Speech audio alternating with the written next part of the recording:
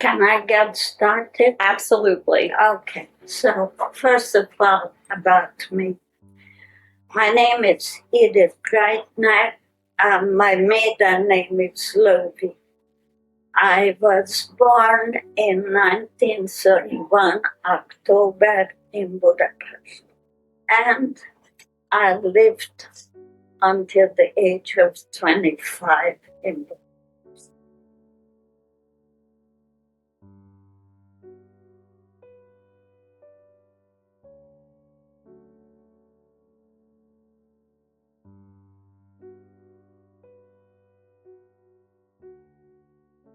You asking if I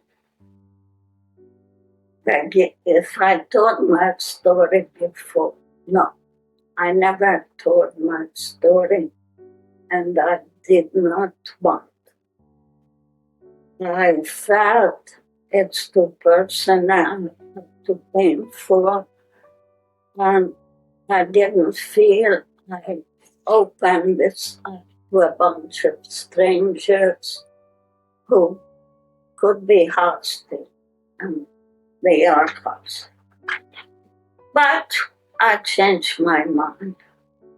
Why? Because it's very, very important to me that the story of the Holocaust be remembered. We Jews are very good at remembering. There is going to be a holiday this Sunday, you may not know it, which is in memory of the temple which was destroyed 25 or more hundred years ago. And every year we remember that. I think the destruction of the European Jews, which was the Holocaust, deserves at least a similar treatment. It's not a smaller thing. So I am being a survivor, the last link to what happened then. I guess I have to make my contribution, painful as it is. So today I feel it's my obligation to talk about it.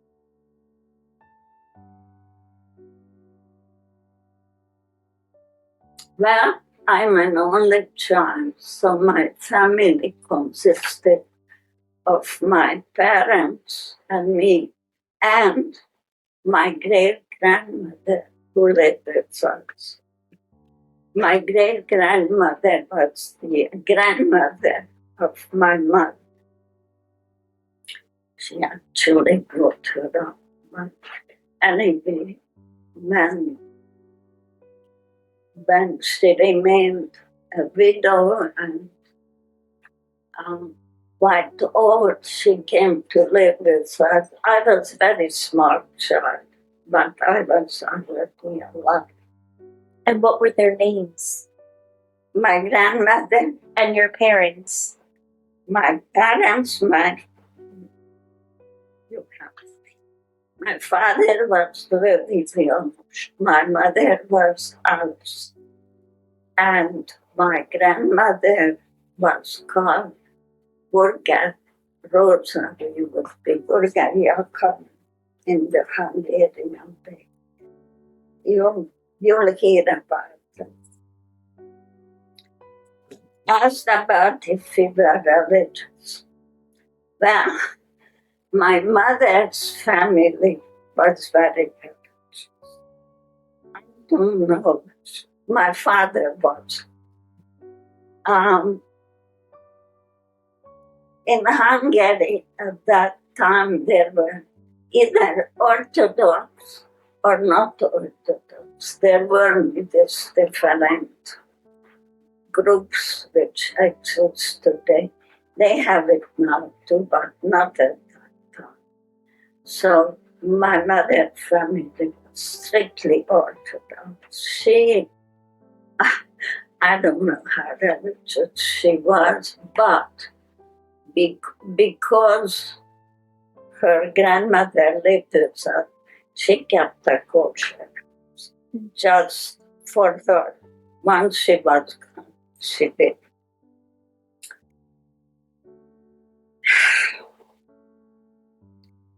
You ask if I remember antisemitism in Hungary. I remember nothing else. There was no time in my life from birth that I didn't know that we were Jewish, we were different. They don't consider us Hungarians, they consider us different, and they don't like us. I'll tell you a story about this, which I remember. When I was just a small child, my mother used to, before school, my mother used to take me to the park. And the kids were sitting with their mothers. And one enterprising child would come around and ask, would you come and play with us? So I went.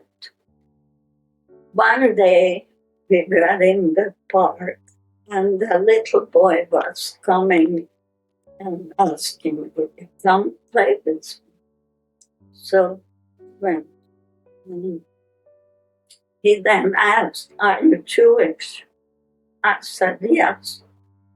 Then I don't play with them. So that's how it was, and that's what I remember.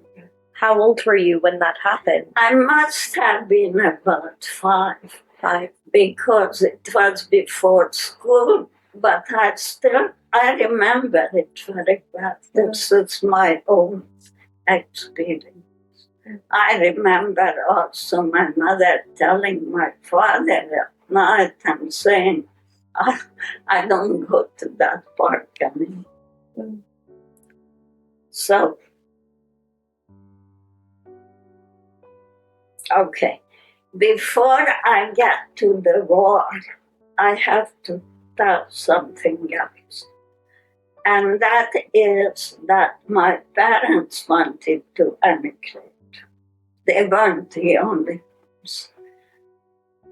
Things looked very bad. There's gonna be a war. And it won't be good for Jews. Now, Hitler was right next door. So there wasn't much place. There was no place to go, actually. United States, which was preferable, was closed. People were to South America. I don't know if they'd succeed. But my parents wanted to go to Palestine. Now, Palestine was under the British mandate, as you know, and they didn't let in Jews.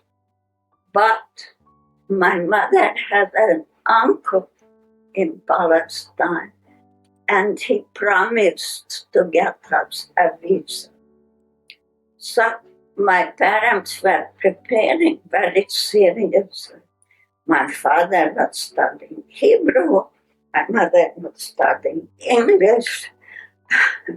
My mother was prepared to be a cosmetician. She never worked before, but that's what she was going to do. They gave up the lease for our apartment. They sold most of our furniture. And then her uncle got the visa. He did get it. Didn't send it to us, sent it to his wife's sister, who was also in Hungary. And what's worse, they never used it. They would have used it. So there we were, there's no apartment and no furniture. That they kept the bedroom furniture. So we lived with, and my grandmother, who wouldn't have come with us, was placed to an old age home. Jewish, very Orthodox old age home in Budapest. It was a nice place. It comes up in my story very much. So for a while we rented a room in somebody's apartment until they found another apartment which was much smaller than the old one. There was no room for grandmother. So she remained in the old age in Budapest. So then the war came in 1939. And there was no longer emigration to be. It's a pity. My life would have been very, very different. Anyway, so there came the war. And for us Jews, it wasn't very easy. The Jewish laws came. They call them the Jewish laws, but they were anti-Jewish laws. They started actually in 1938, the first one. And then they came one after the other, making restrictions for us, like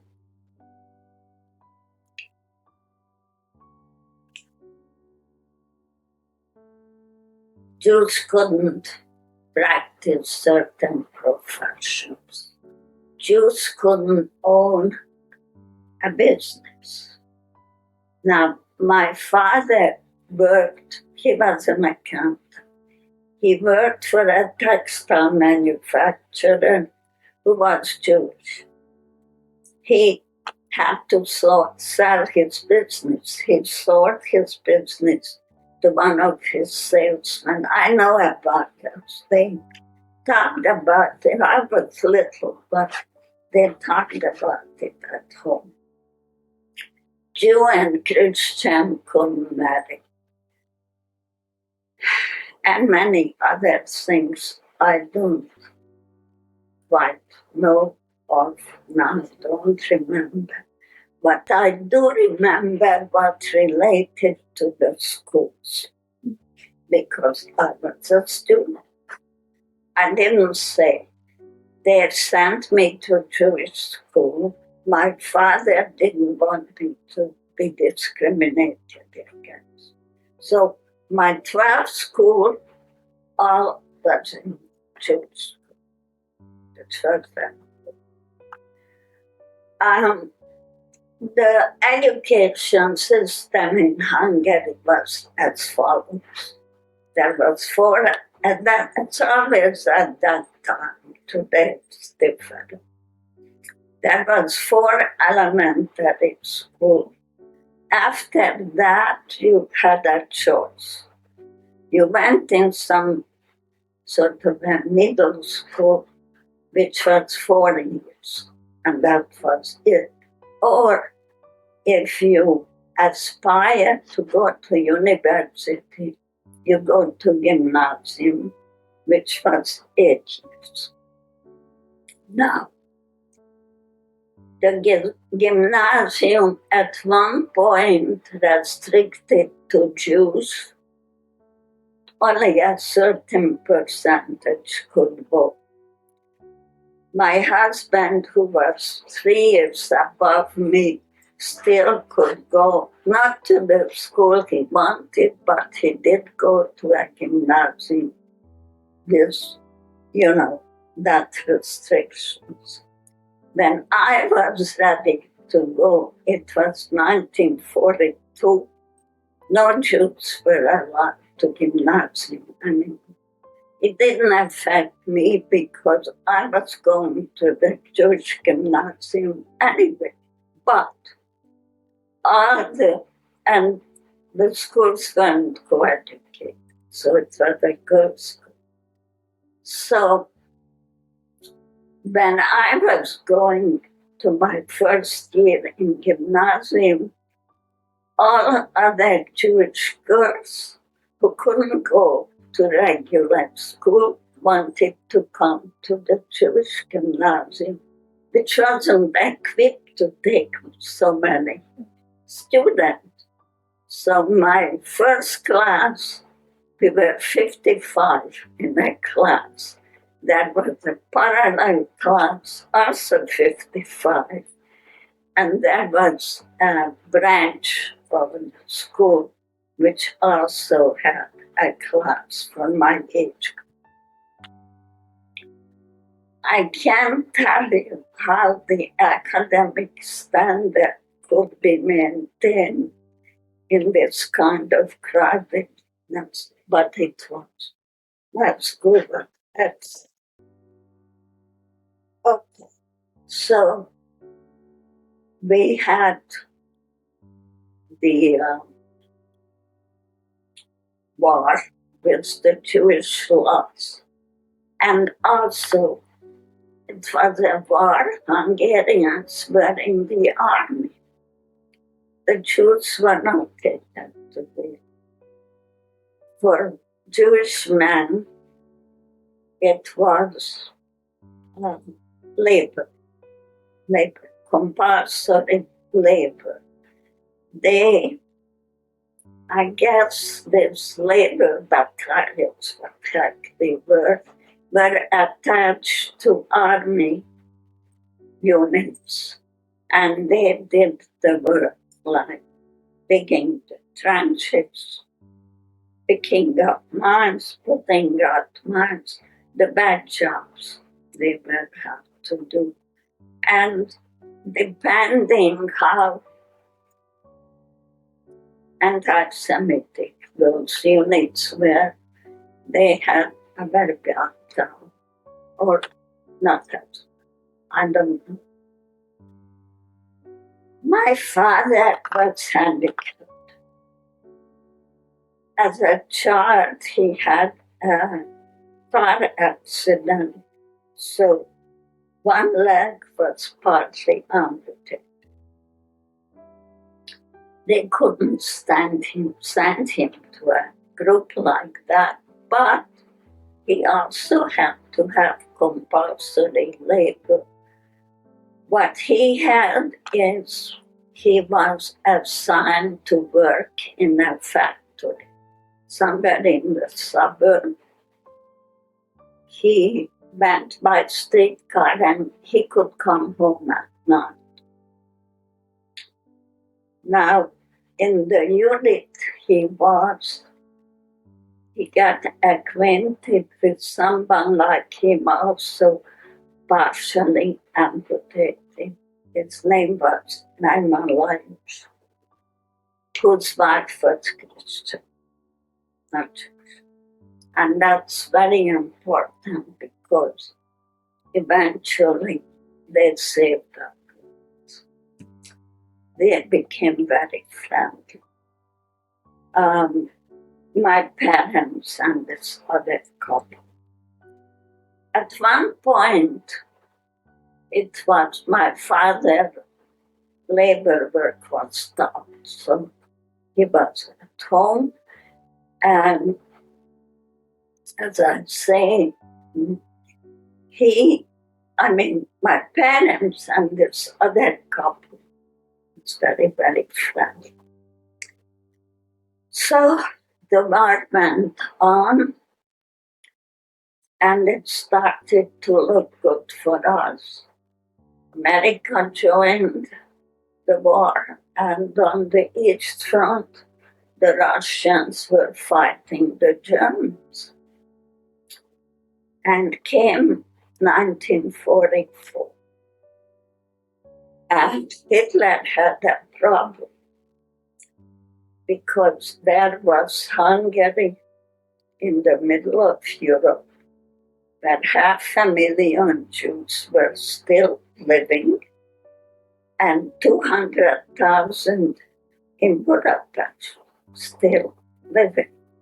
Budapest was a very Jewish city. It was 1 million and 200,000 Jews. So Hitler couldn't take it. So in March 1944, Germany occupied Hungary. There was no reason for them to occupy other than to get rid of Jews. Hungary was their allies. Hungarian soldiers fought with them in the front. So the only reason to occupy, as I say, was to get rid of us. And get rid of they did. They occupied us March 19. On April 4, we already had to wear the yellow star. It was specified. Yellow star, 10 centimeter large, worn in outside clothing for every Jew. And in May, they started the deportations in the country.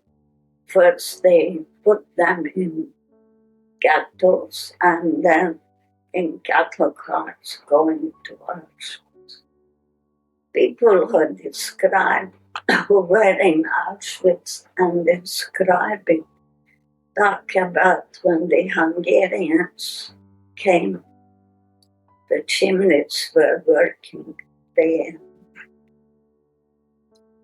Well, the Budapest Jews weren't deported, but we didn't know that. We expected to be deported. Hungary was a kingdom, but we had no king. We had this governor, Horthy was his name, and he was no friend of the Jews, but he wanted to save his life, and he did. He shouldn't have, but he went along with the deportation of 500,000 Jews in the country. But he, as I say, the Hungarian or Budapest Jews were not. What did happen to us is that certain houses all around the city became Jewish houses. That's where the Jews had to live. The house we lived in didn't become a Jewish house. So we had to look for a place where we could move. And one of my parents' friends lived in a house which became a Jewish house. So we got a room in that house. So in June, we had to move there. It was crowded, but the reason it was better because no man was there. It was 2 old men. I remember, and Josephine. The men had to go for this labor camp, including my father. At this time, he also had to go. So we lived there, the women only. We had a couple of hours. We were locked in on those houses, but we had a couple of hours which we could go out and do shopping, whatever we had to do. And we were waiting. to be deported also. So, October 5th, as I say, Horthy Miklós was the governor. He was a fascist, all right. But in October 15, 1944, he announced the war is over. He is out of it. It would have been very good. But the next day, the worst of the worst part, that's the in English they call it the harrowing, to go. That was the worst.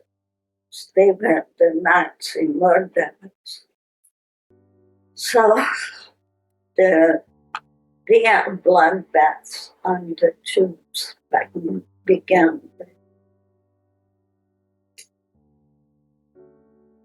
When Horthy announced his the announcement of the war, the people on the labor camp were released that day, and my father came home. Also others.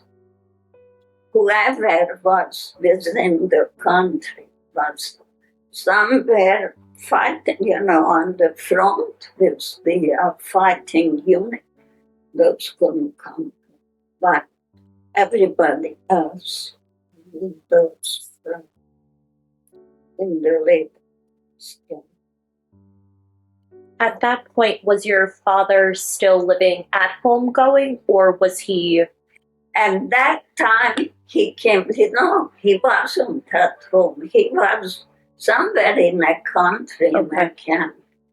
But when Horthy, whatever it's the word, denounced the war, he came home. Okay. So from now on, he was at home. And the others also came, not for long. Anyway, so sometimes at this time, it happened that I went out while this, Jews could go out. Just alone. And when I came home, I couldn't go home. The street was closed. Our street was closed. There were people at the corner standing, and the policeman didn't let anybody pass. I didn't know what happened. I asked people, nobody knew. So what I imagined was, see, our Jewish house, the only one, was the first. I thought that they went in and they took all the Jews. I must have got into a panic. I asked the policeman to let me go, that I live in that house, and please be so kind to let me go. So he did. And my parents were at home, nothing happened to them. They didn't know of any of this. But I broke down. I cried and I shook and shaken. But so my parents thought I should get out of it. And what happened, I guess they had arranged this. It's the 9 months, I mentioned them. Those were the couple where the woman was Christian, man was Jewish. So I was to go live with them from then on. But I couldn't just walk out from a Jewish house with my yellow star. So the way it was done, another Christian friend of my mother came, picked me up, took me her house, still with the yellow star. And then Margit Nemi, that was the Christian woman, I have to call her by her name, came there and took me to her house. By then, I wasn't wearing the yellows. But before I went, I had to say goodbye to my father. And my father gave me instructions what to do, how to live, if neither of them survive.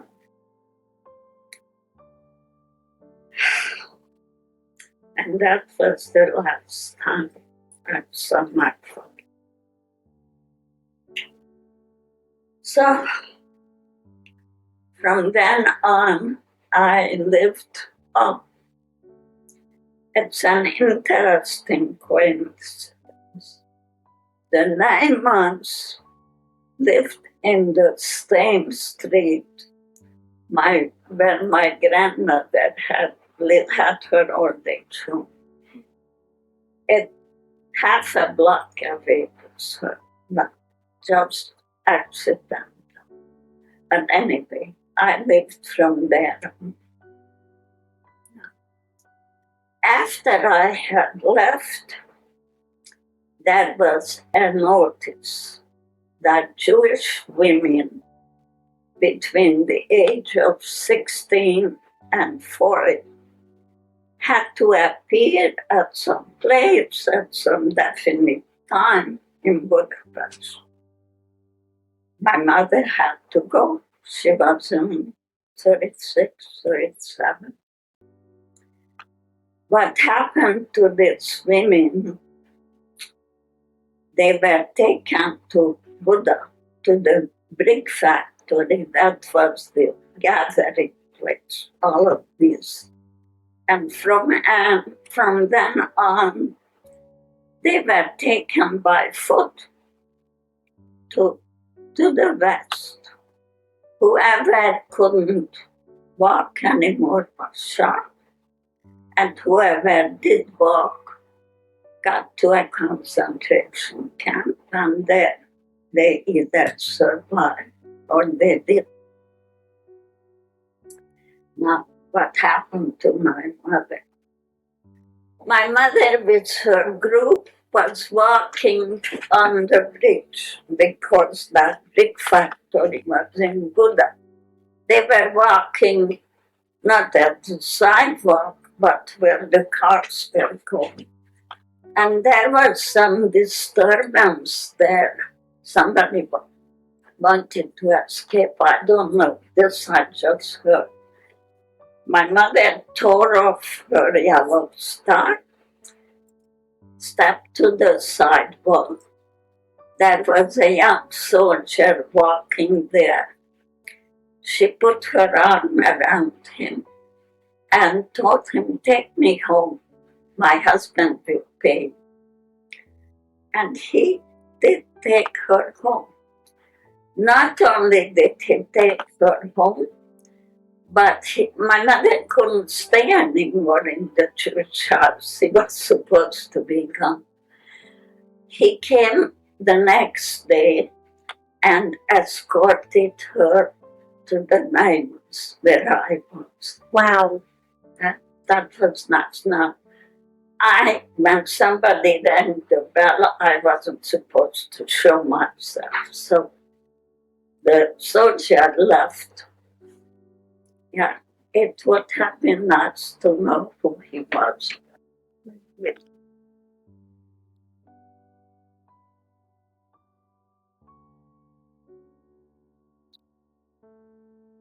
So So my mother was there with us too.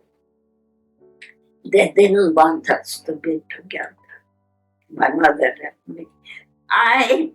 According to the story, I was Margit Neni's niece. They were from Transylvania. They came to Budapest because the Jews were still okay in Budapest, not in Transylvania. So, but her family was from there. So I was supposed to come in from there and be with them here in Budapest. I was her niece. I had to learn all kinds of things. Christian prayers, I still know them in Hungarian, Hungarian only. So they were hiding another mother and daughter. The daughter was my mother's age, not I. And my mother and that woman's mother was sent to Pest. They had an apartment there. I don't know the details. My mother was to be Margit Neni's sister, same name. We didn't have papers. I don't know if she had any papers. But anyway, they go with that story and lived in Pest. My mother and that older woman like her mother. So there was the Jewish house. We were gone. My father was still there. He couldn't stay there. Oh, the house somehow obtained Swedish protection. You know, that's what happened. Those Jewish houses tried to get some protection. My friend says they had Papa protection, which was a bit better, but they completely disregarded. And now, I said my father was handicapped. He had an artificial leg. He took it off. He was on crutches. It didn't matter. What did they do to the Jews whom they did catch? I tell.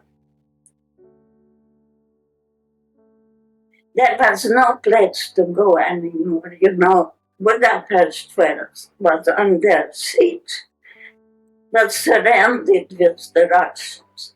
So what they did was they took the Jews to the Danube. They tied three together. They shot the middle one and threw the three of them into the Danube. That was one of them.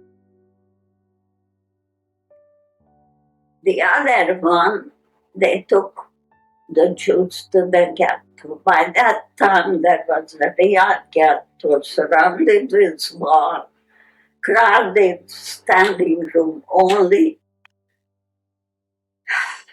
But everybody, absolutely everybody in Budapest was convinced that the ghetto is mine, and the Germans, before they have to give up Budapest, will blow it up. Everybody was convinced of that. It didn't happen.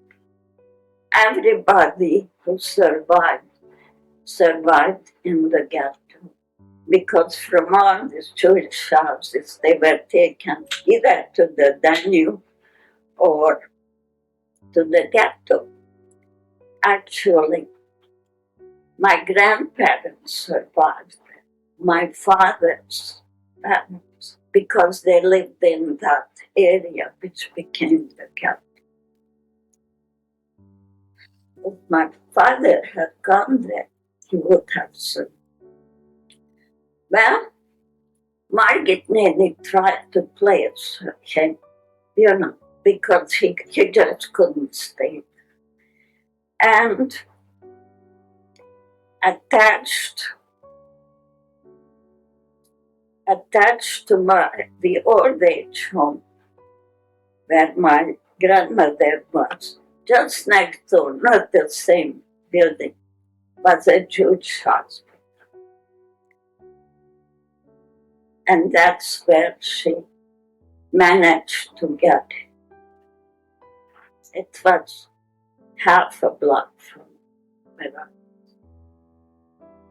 was. Okay, so I knew about it. There is something else I have to tell because it's important. One day, while I was with the neighbors, the doorbell rang, and who was there? My grandmother. My grandmother was worried about us. I don't know what rumors she heard, but she knew if anybody knows about what happened to us, it's the names. So she took off her yellow star. She took her cane. She was 90 and very good shape. Better than I'm not. She walked better. Mentally, she was perfect. So she came to ask what's happened to my parents and to me, because they didn't let me to see. They didn't want her to know that I was there. But I was in the next room and heard that.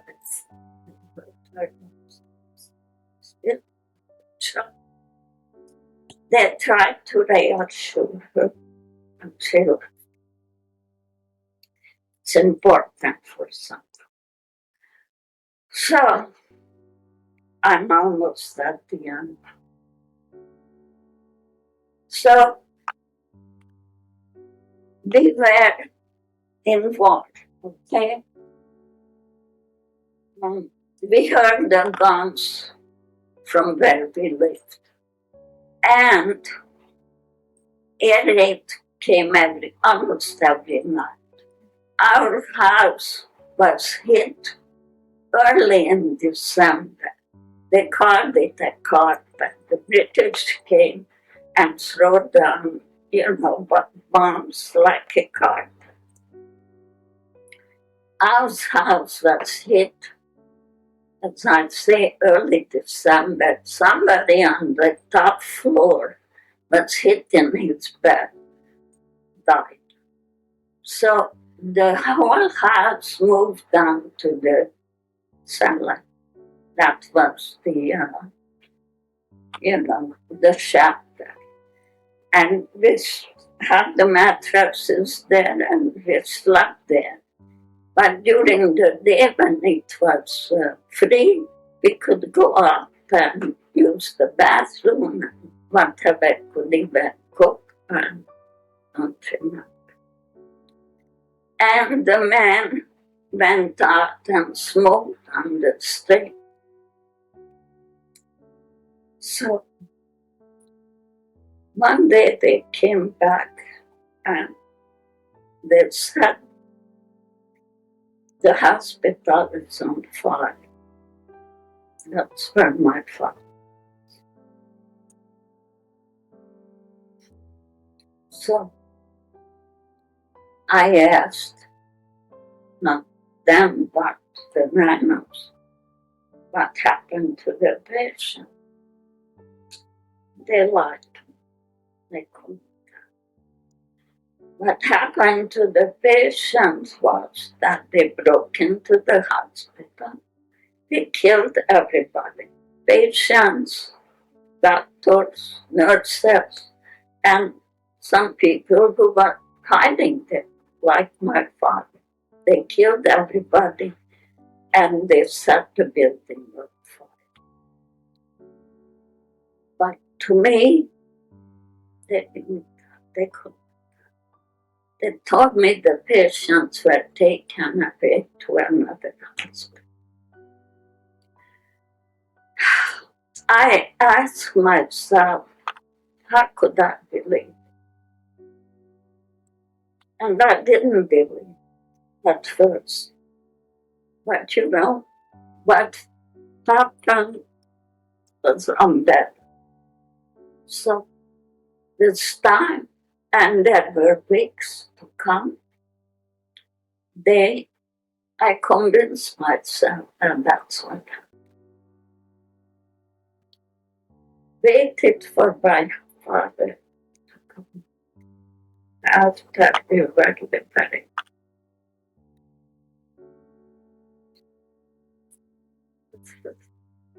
There's a little more about my grandmother.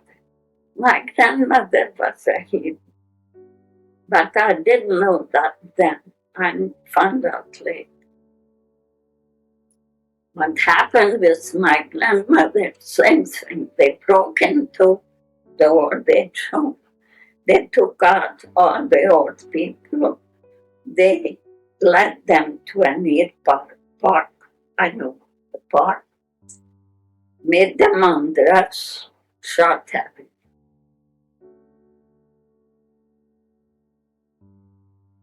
Now, what I found out later was this.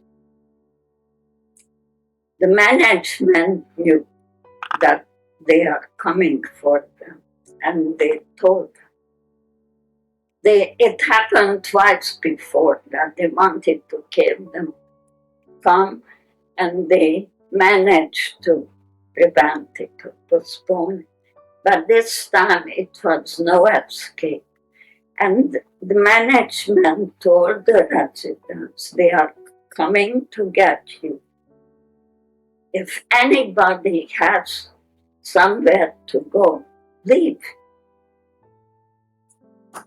My grandmother, she could have, right? The Germans were there. Would they have refused her? I don't think so. I think she was right. So that's the end of the story. Who finally told me what happened was my mother.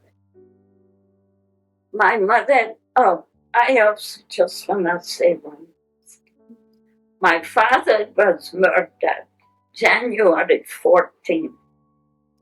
The ghetto, which was in Pest, was liberated January 18th, 4 days later. Those rotten Nazis, murderers, thugs, didn't care for anything, just to kill as many Jews as possible.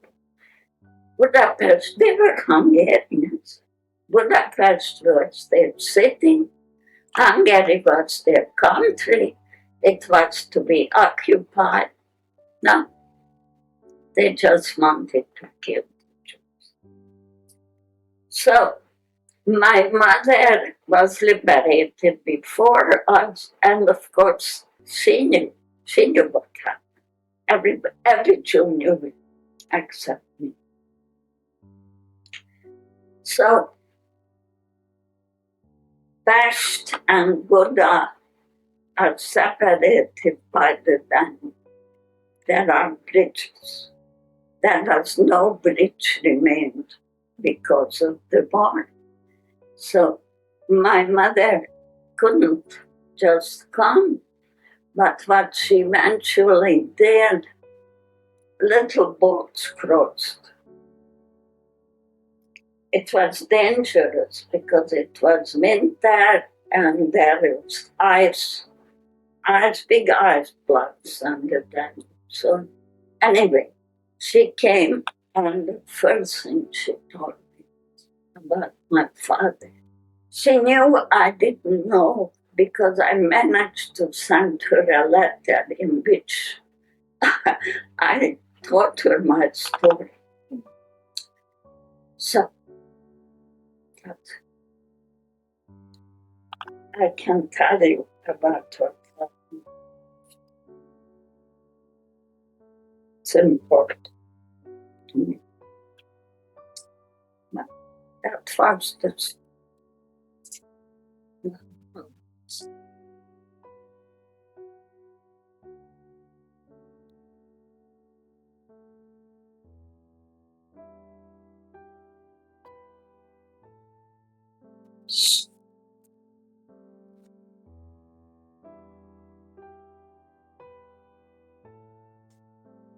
so. You wanna hear the rest? Yeah. So my mother and me were still with the 9 months. By the way, Margit Nene, that woman was marvelous. She tried to do everything. She was the only one who could move around. She was really Christian. So we were there because there was no way to go home. My mother went over to my grandmother's place, went to her room, got all her papers and her pictures. That's why I had her passport. Anyway, so we stayed there. We didn't have much to eat. All I remembered, we ate beans, always beans. So until we heard that the Russian built a temporary bridge so we could go home. So my mother and I started one day. It was a long, long way. There was no streetcar, of course, that wasn't close. And when we got home, that's our old apartment. Somebody lived there. Man lived there. What happened was that, there was a fight in Budapest. There were air raids. There were fighting. Some people get bombed out of their apartment and they put them into empty Jewish homes. So this man was there, but we stayed there. We had no other place to go to. So it wasn't very pleasant. One day, actually, happened a little later. He came home drunk and he cursed my mother, called her a dirty Jewess, everything. I was in school. I wasn't at home.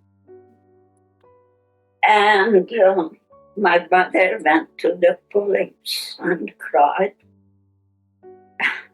And they came and took him. And when he came back, he apologized. And every time he got drunk, he apologized. We were lucky because he left. He didn't stay long with us. But some of those people who were put into the Jewish apartment stayed forever because there was a shortage of apartments. Magda, that tenant, forever. That's my best friend. So, how did we live? We went home, but my mother never worked and there were no jobs. But my father, boss, gave his salary to my mother every month, as long as he stayed in Hungary, which wasn't long because for a capitalist there was no place in Budapest. But anyway, he did that. And we had nothing to sell. The Germans took everything. Sugar, silver, lady, you name it. But what my mother did, well, first of all, there was a tremendous inflation. They teach it in schools, that inflation was the worst ever. And so when she got the money from the boss, she didn't come home. She went to a grocery store and bought food for it. It wasn't enough. What she did the rest of the month was she took the train, she and the neighbor lady, with a bundle of clothing, and went to the country and exchanged the clothes for food. And that's how we lived. Wow. By the way, my mother was a very strong woman. She lost everybody. Her husband, her mother, her grandmother, two of her favorite brothers. And she was there taking care of me. I was in very bad shape. I couldn't stand that we lost my father. I was depressed. I wanted to commit suicide. I even taught her how. I don't know how she took it. I mean, it was tough. But I went to school and I came home, but I wasn't interested. So what happened was, came the summer, school was over, and we started to get help from America, food. And she heard that there is a camp for Jewish orphans like me, free for 3 weeks in the Balaton. Balaton is a big lake, big vacation place, always has been. It's even today. And she signed me up for the camp. I didn't want to go. It wasn't interested. So she had an agreement with me. I go for a week. If I don't like it, she picks me up, takes me. So I went. And I loved it. That was a camp managed by one of the Zionist youth group, and they taught me Zionism. They explained to us that what happened to us is because we are just scattered among the nation, don't have our own country. If we have our own country, we will be like everybody else. That was another dream, but I believed in it, and it gave me a purpose in life. I recovered, and that's really the story. One more thing. My husband was in the same. Is that how the two of you met? Wow. We were boyfriend and girlfriend a year after, when I was only 13. And that's it. That's how we remained. We got married at one point. So that's the story.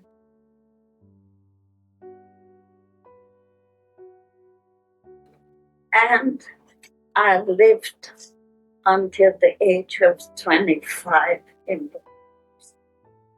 So anything I say about World War II and the Holocaust happened to me there. In addition, I lived for a while during the Soviet occupation and during the revolution. Now, the revolution was in October 1956. Happened to be my 25th birthday, too. When the revolution was defeated, we decided, my husband and I, to try to leave the country. That wasn't easy. Hungary was a prison. The borders were completely closed and watched. We had to go to Austria to get to the west. Austria is the only country which borders Hungary from the west. So we tried to do it twice and we failed. We succeeded the third time. We crossed the border in the middle of the night through a forest in a small group going single file, taking only just what we was there. As to money, the Hungarian money was no good outside of Hungary. So whatever we had with me, we left it to those who had us go through. So we made it. It was December 8th. As I say, we tried twice and failed. 200,000 Hungarians left Hungary after the revolution. It's a country of 10 million. The government, to punish us, took away our citizenship. So we were countryless and penniless refugees in our state. The United States accepted us. They made a special category for us, Congress. We were parolees. We came to the United States as parolees. 2 years later, we could ask for a green card, and 5 years later, in 1962, we became citizens. We came to America on a military plane, starting in a military base in Germany, in Munich, and was taken, as I say, or with a 4-engine military plane to another American base in New Jersey, military base. So that's my story. Now,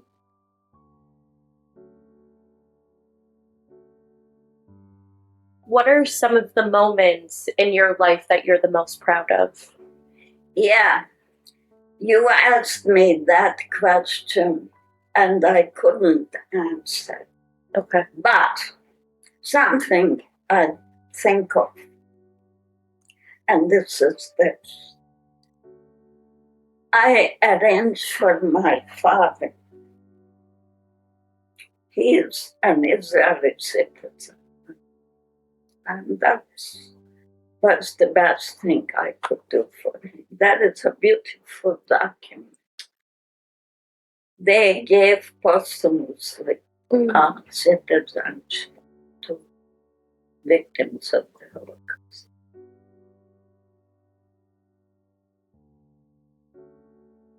Is there any advice that you would want to give? The lesson of the Holocaust. I wanted to remain taught to Jewish kids because this is their history. The Holocaust is very important and it should remain so. Though I don't know if what's coming.